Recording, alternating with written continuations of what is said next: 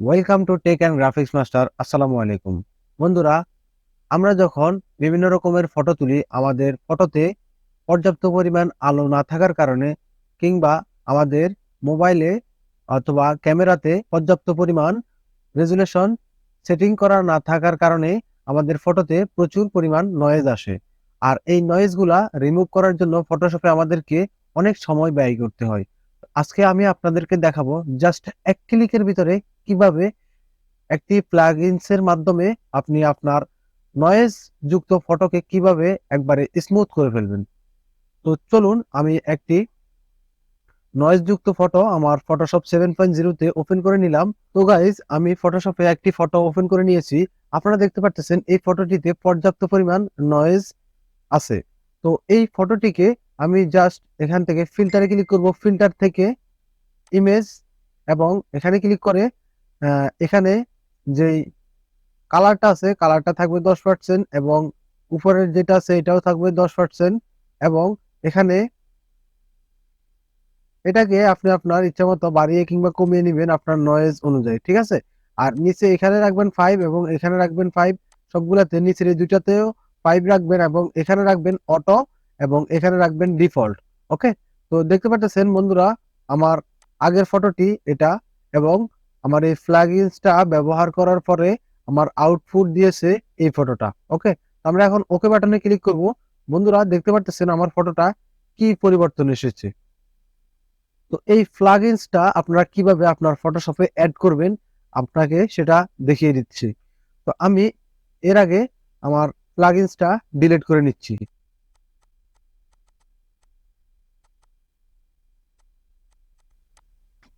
তো গাইজ, আপনারা এই প্লাগইনসটা আমার ডেসক্রিপশন বক্সে লিংক দেওয়া থাকবে, লিংকে ক্লিক করে জাস্ট আপনারা এখানে ডাউনলোড বাটনটাতে ক্লিক করবেন। ডাউনলোড বাটনে ক্লিক করার পরে আপনাদের এই প্লাগইনসটা ডাউনলোড হতে জাস্ট 5 থেকে 7 সেকেন্ড সময় নেবে, তারপরে ডাউনলোড হয়ে যাবে। দেখেন আমার ডাউনলোড হয়ে গেছে।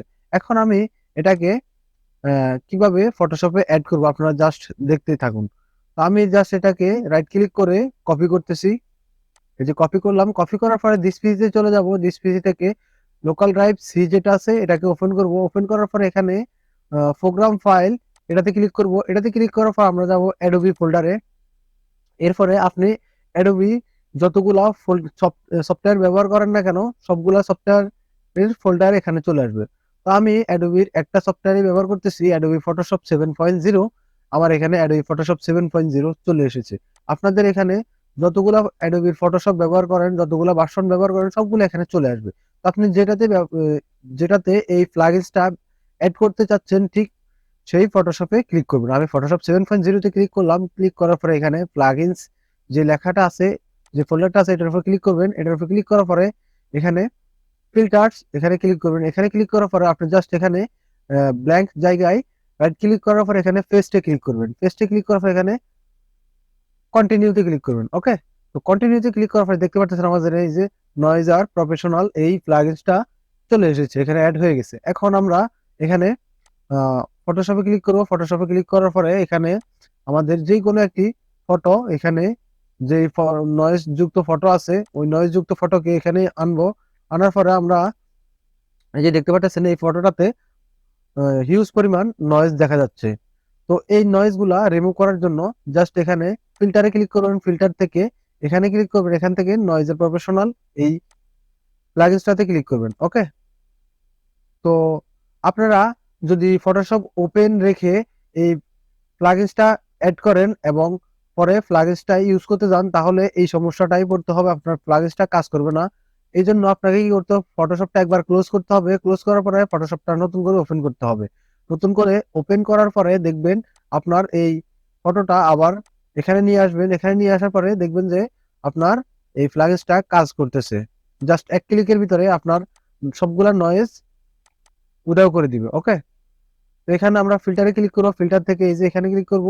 এখান থেকে নয়েজার প্রফেশনাল প্লাগইনসটা পেয়ে যাব। এখানে আমরা প্রথম যেই বক্সটা আছে এখানে 10 দিয়ে দিব, 10%, এবং এখানে 10, এবং এই দুইটাকে আমরা একটু বাড়িয়ে কমিয়ে নিব আমাদের ফটো অনুযায়ী, এটা এবং এই যে কালার এটা। ওকে। লিউমেন্স এবং কালার এই দুইটাকে আমরা বাড়িয়ে এবং কমিয়ে নিব।